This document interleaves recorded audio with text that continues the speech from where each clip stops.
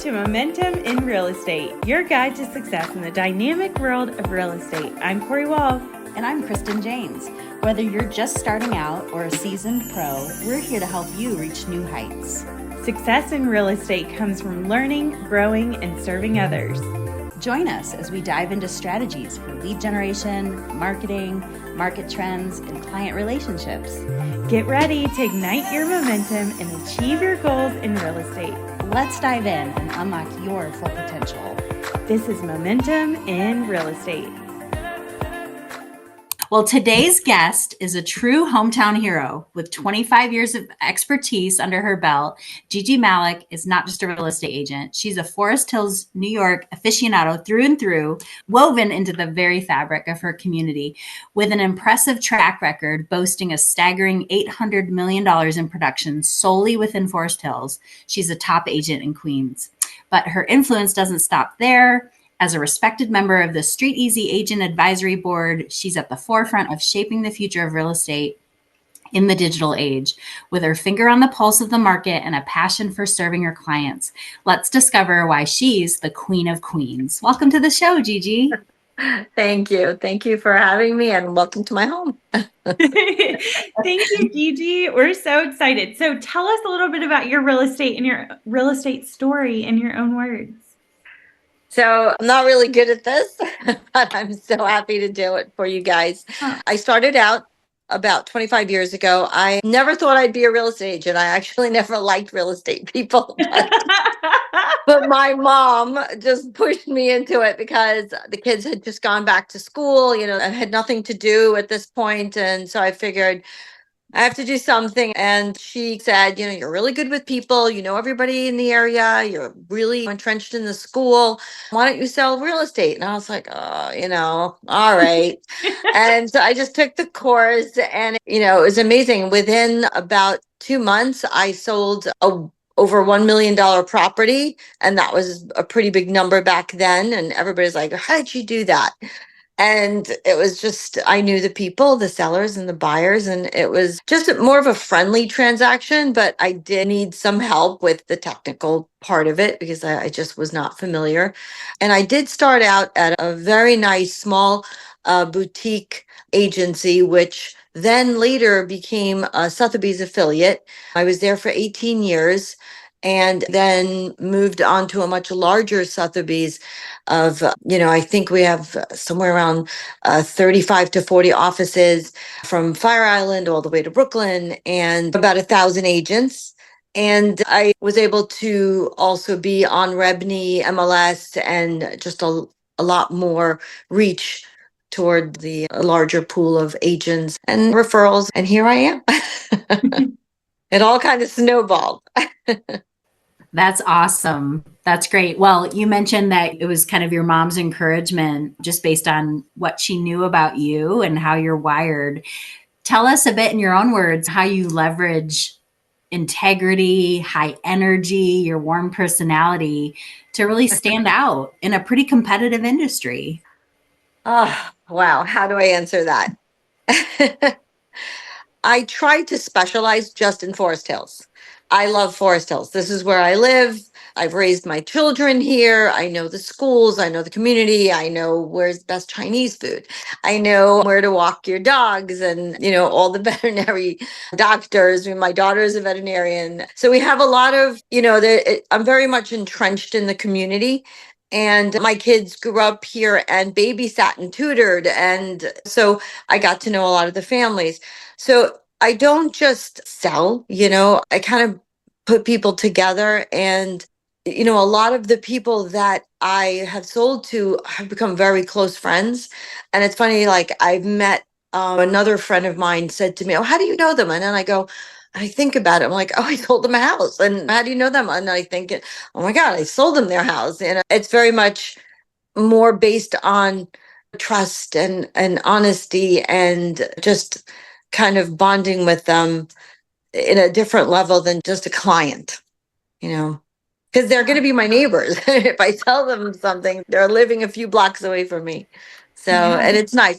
And I've done this for so long that it's funny. I sold my own home to a lovely family, and they've been there for, I think, about 8 months now. And just yesterday, I went to the housewarming, and there must have been maybe 100 people. It seemed like kids and all that. And I wound up just sitting down, face painting the children because I love face painting. And about maybe 50% of the people there I've sold homes to.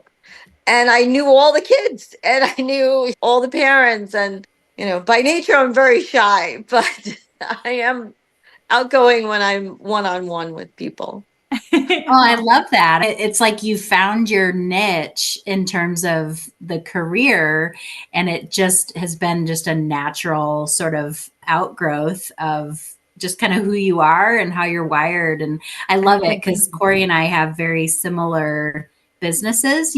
We end up working with our friends and people who become our friends. And so it's this like web of relationships that keeps growing and morphing. But for the most part, it's people that we want to be in relationship with. And so then it's not just a transaction or a deal. It's like, no, this is a meaningful experience that we're having, for these folks and for us.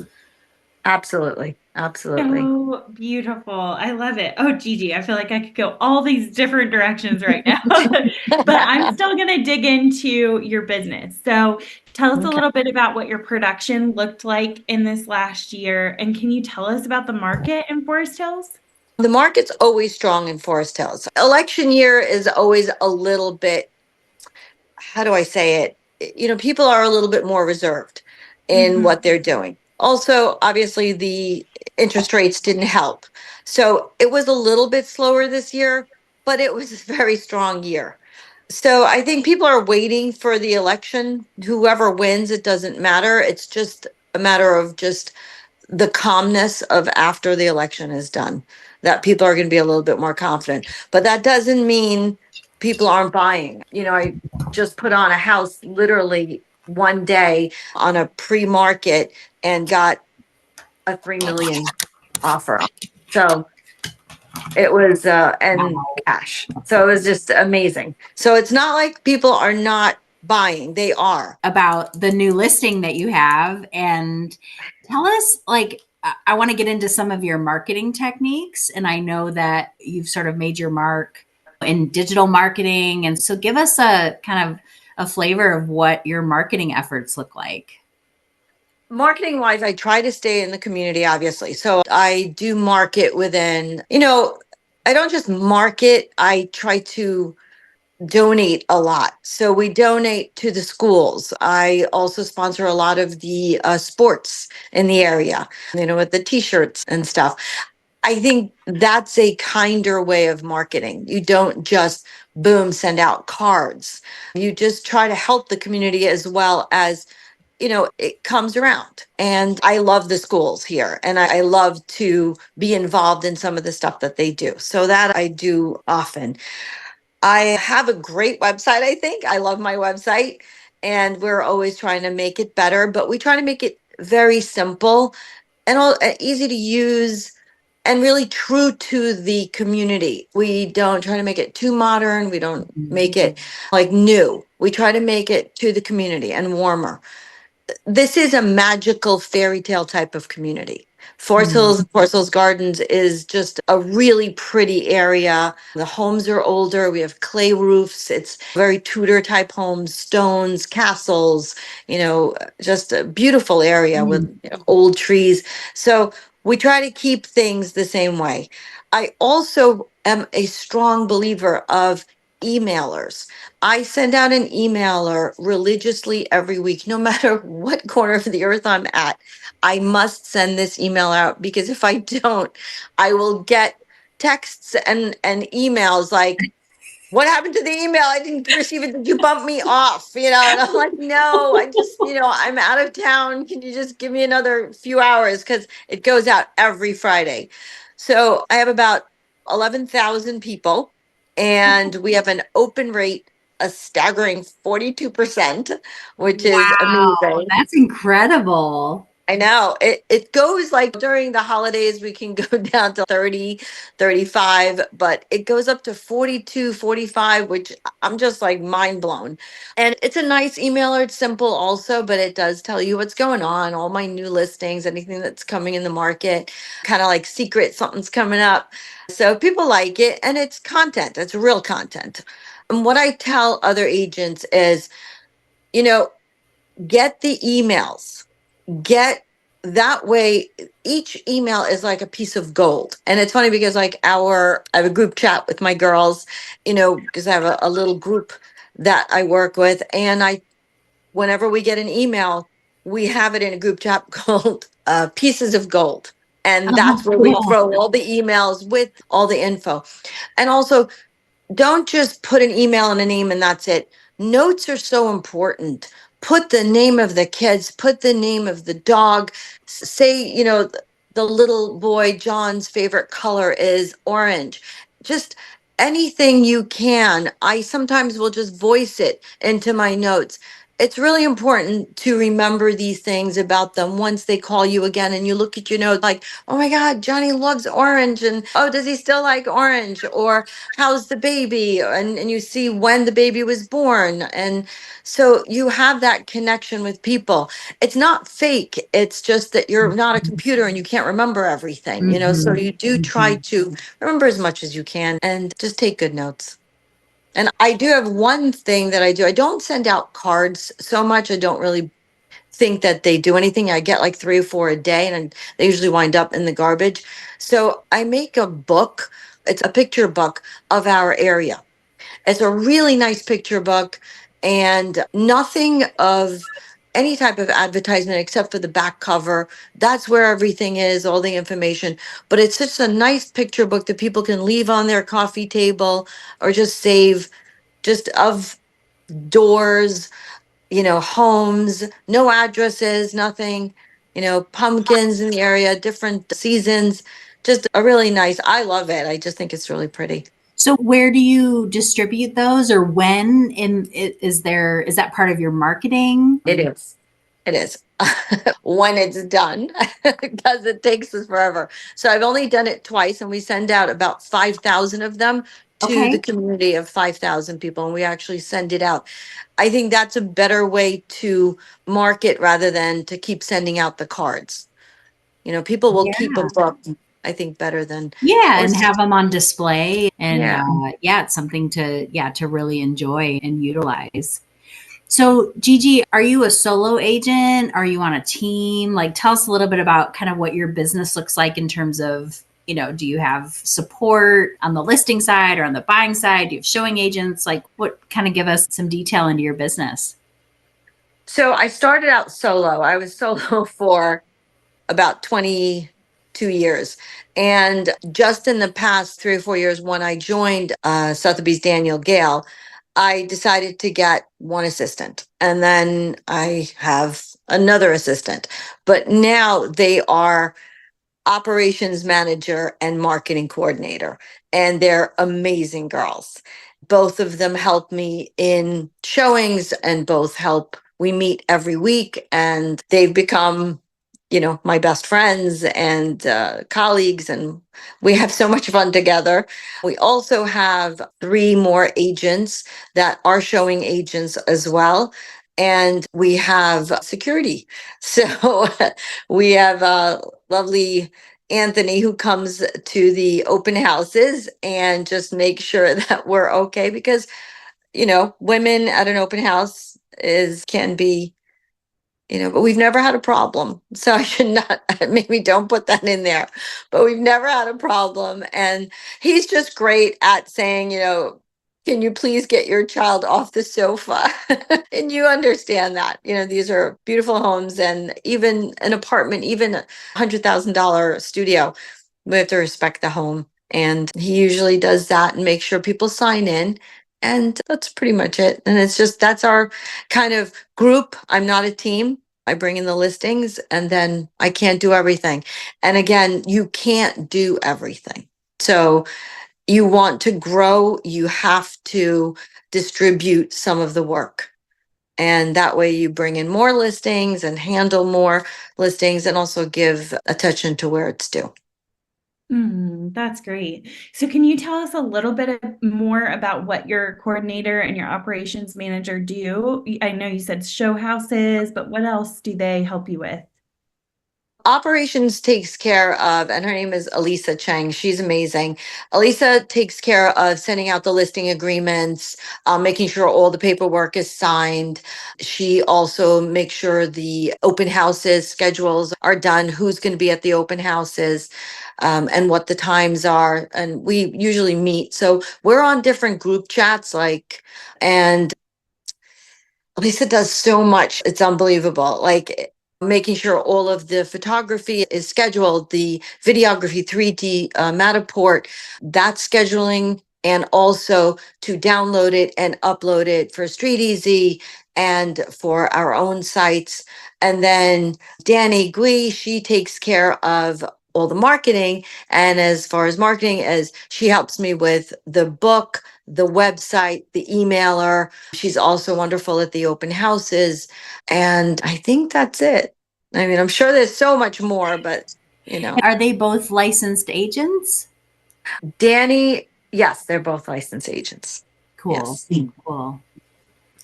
That's great. Well, they sound like true assets and part of how you leverage yourself. And like you said, help grow your business, bring in more listings. It takes a good team, for lack of a better word, even though you're not a formal team to do that. So That's awesome. So do you have like listing paperwork that you go into? Walk us through what your listings and buyers presentations look like. Most of the people that I do go in for a listing, I know them or they've heard of me. And it's nice that the reputation goes in first, and then they meet me. It's usually not just a cold call. Hey, I'm picking you out of 5 people. Usually it's, I've heard of you. I've heard about what you've done. You've sold a neighbor or whatever it may be. And it's nice. It's just nice to be, to walk in and to have some recognition first, positive recognition, which is the most important thing. And how's my listing presentation? I literally will walk in with nothing, which sounds insane. And I'm sure my manager won't like to hear that, but I do get the listing for the most part. I think you represent the company, and when you come in and you explain yourself and it's more casual, they're hiring you. They're not just hiring the paperwork you hand them. They're hiring you. So they want to make sure that you get along the way you handle yourself, the way you handle the group, the way you handle their home. And, you live up to the expectations that they have. But I don't have a kind of set way. I go in and I feel my way in and see what they're looking for. And well, certainly your record, speaks for itself, and you've established, like you said, enough kind of relational equity that, you're able to do that and feel confident in your ability to walk into someone's home and navigate that conversation. And then obviously the paperwork follows, that you don't lead with paperwork. So I love that. And you can tell you've just built such a confidence in your skill and in your ability to nurture that relationship and hopefully get the listing. So tell us and our audience some of the maybe, I don't know, pitfalls or mistakes you've encountered in your career. I mean, you have an impressive history and experience, but I'm sure like everyone, you probably hit a few bumps along the way, maybe early in your career. Can you give us kind of a sense of some of those and how you overcame them? I wish I had more time to think about it because I'm sure I'd have some amazing stories to tell you. But let me think. Pitfalls and stuff. Well, when I do go in for a listing or when I do talk to some clients, I do assure them that I've made lots of mistakes in my past and I've learned from them. And that's why I think I am where I am, not because I'm just a great agent, but it's because I've made those mistakes that I don't remember all of them. But I'm sure there's been many.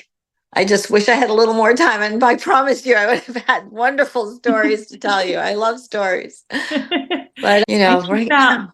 I think about you had 3 children and you started 25 years ago. So you had 2, right? That were like almost baby and toddler.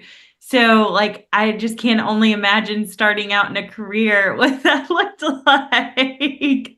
Well, it was my girls were already in school and they were full time. And then my son went, and then I was left at home to do, just housework.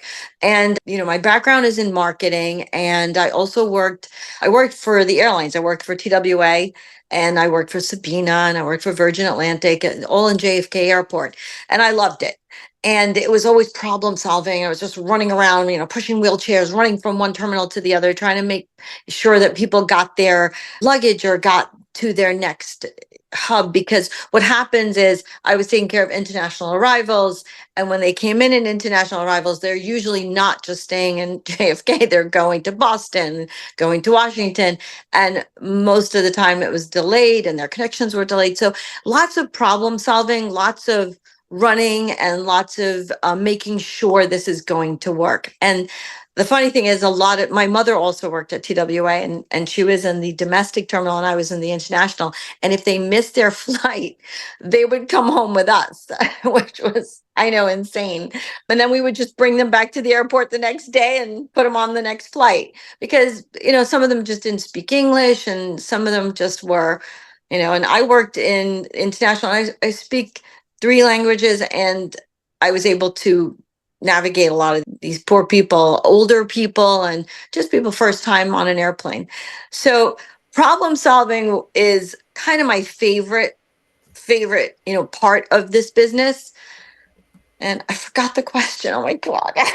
I'm sorry. It's okay. I don't know where I was with going. you too. Yeah, just keep getting so involved in your story. You're a great storyteller.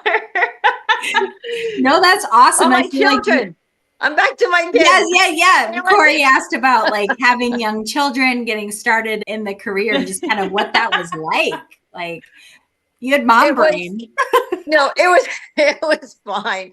They were older, they were already going to full-time school, and I wasn't doing it for the money at the time. I was just doing it kind of like as a part-time thing. So I did it when they were in school, and I did it when they went to bed, because they always went to bed at 8 o'clock. We ran a pretty tight ship in my house, because they were like 2, 3, and 4, 5, 6, and 7. They were always right after each other. And so I did it for fun. And like I said, it kind of snowballed, but I always put my kids first.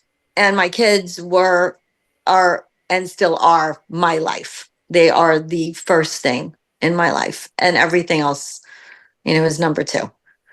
So that's amazing. Gigi, I want to go back, because you shared about your experience with the airlines and certainly the international kind of element of that. You studied international marketing, I think, as an undergrad. So where did that love of kind of international affairs, or was it travel? Unpack that for us. I'm so curious, because obviously I love travel, and then kind of segue into real estate, because I'm sure in your environment, you probably are interacting with so many different cultures and languages. And so just kind of give us a sense of where that love for kind of international experience and life came from. So I was born in Cairo, Egypt, and we moved from there when the country was nationalized to Lebanon. And then the Civil War started there, and my father felt something was happening, and so moved us to America. I mean, making a very long story short. And he was an engineer and was very determined to make sure that his family was safe and in a good place. So my mom also worked for Egypt Air, and then she worked for TWA, like I said, and she worked there for 32 years, and then it went into American. And we traveled all the time. We'd either go back to Egypt or Greece. My mom is Greek. We also stayed in Spain. We had a place there in the summers. So we did a lot of traveling. It was very natural for us, traveling and speaking different languages at home. They spoke French, they spoke Arabic, not very much English with my dad. So they kind of enforced that we must keep language as an important part of our culture.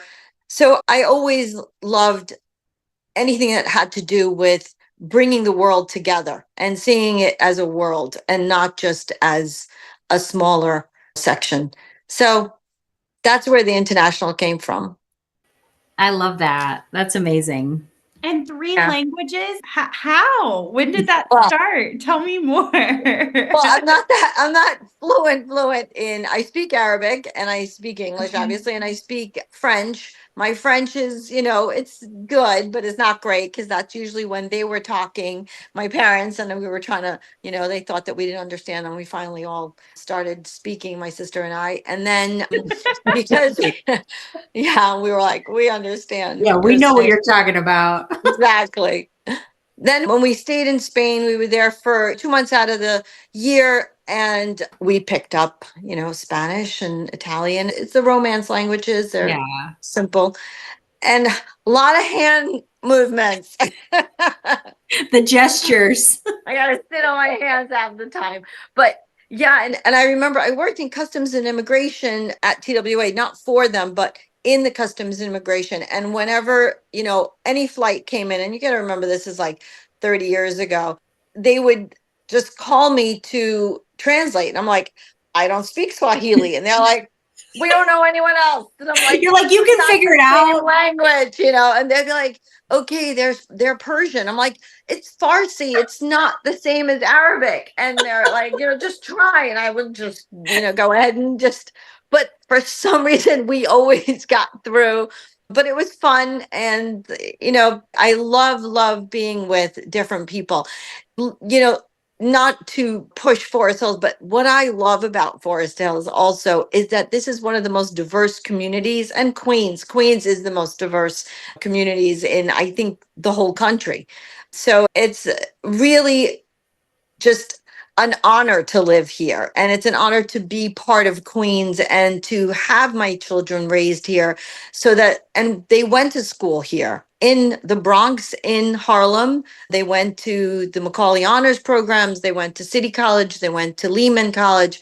And my daughter is veterinarian, the other 2 are chemical engineers, and they did really well going to city colleges and being in this kind of community and just being with such a diverse community, which is, I think is so enriching for anyone to understand, especially now with the way the world is.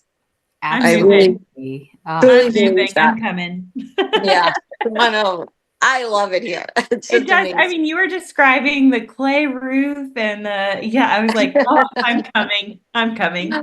just Google Forest Hills Gardens and you'll see it's gorgeous here. Oh, that's incredible. Well, Gigi, I know we're wrapping up here. Can you just tell us a little bit about what's your best advice for newer agents or even veteran agents moving forward in today's market and national market? Because I know all the markets are changing so rapidly right now in 2024. Right. So I work in a luxury market, but I think this pertains to absolutely every market. Don't focus on the money. Right now, especially with the way the commissions are, people are so focused on how much am I going to make and how much, unless it's detrimental to your life.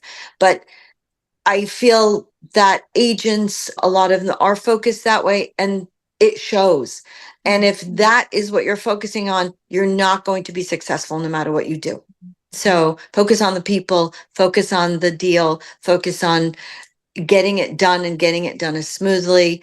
And hopefully at the closing table, everyone's happy, which most of the time they are. Oh, that is so good. Oh my God. That was like mic drop. That was Are brilliant. you kidding me? I'm just freaking out. I just can't believe. Oh my God. That's When you said awesome. closing, I was like, yes. I am sweating. Like, I can't even tell you. I'm like, Oh, you're awesome, I Gigi. just have to like change when I go upstairs after this. Oh my gosh, we love you already. I feel like our audience will really resonate with just kind of how authentic you are. And you certainly, for all of your success and even just the market that you operate in, you can feel very other for your average agent, but I feel like you're super accessible and approachable. So thanks for being so warm and just being yourself. Thank you. So great. Such a gift. Yeah, thank I you. feel the same about you too. Honestly, you guys are just wonderful. You're very sweet, and I think this whole thing is really, brilliant. And I really, really appreciate you having me on. Oh, thank you, Aw. Gigi. Well, have a wonderful day. You too. Take care. Thank you so much for joining us on this episode of Momentum in Real Estate. We hope you found valuable insights and strategies to propel your real estate journey forward. If you enjoyed today's episode, be sure to subscribe to our podcast and leave us a review. Your feedback helps us continue to deliver content that resonates with you. Remember, success in real estate is about continuous learning, growth, and serving others. Keep that momentum going and watch your business thrive. Until next time, keep pushing forward and bringing your real estate dreams to life. This is Corey Wall and Kristen James signing off from Momentum in Real Estate.